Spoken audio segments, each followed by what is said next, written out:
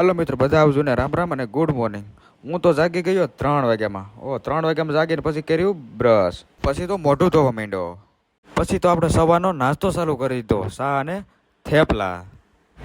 પછી તો મારે જવાનું હતું મારા મોટાપની ન્યા, કારણ કે લગ્નની તારીખ લેવા આવવાના હતા મહેમાન. હું ના પગ્યો ત્યાં મહેમાન આવી ગયા હતા અને ગોરદાદા સોગડી જવા માંડ્યા. પછી આપણે થોડીક વાર બેઠા અને પછી મારે જવાનું હતું બેડિયા, એટલે મારો મિત્ર કે મને પણ લઈ જશે, એટલે હું જાઉં છું એને લેવા.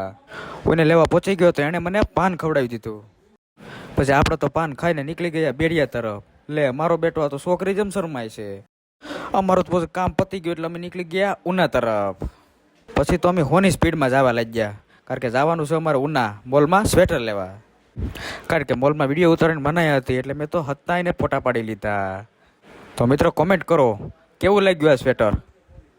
પછી સ્વેટર લઈને ઘર માટે રવાના થયા મિત્રો. લે આ સ્વેટર બતાવે કે જબલું બતાવે. ત્યાં મારી ઠાર કે મને કાક તો પાવ, હવાની ભીખ્યું છે, એટલે મેં એને પાણી પાઈ દીધું અને પાણી પાઈને પાછા ઘર તરફ રવાના થયા. પછી તો મારા મિત્રને મેલીને મારા ઘર તરફ જવા નીકળ્યો. ફાઇનલી આપણે ઘરે પહોંચી ગયા. મિત્રો આપણે તો થકાઈ ગયો, એટલે હવે આપણે કરવાનો છે આરામ. આપણે નવા મિની વ્લોગમાં મળીએ મિત્રો, બાય.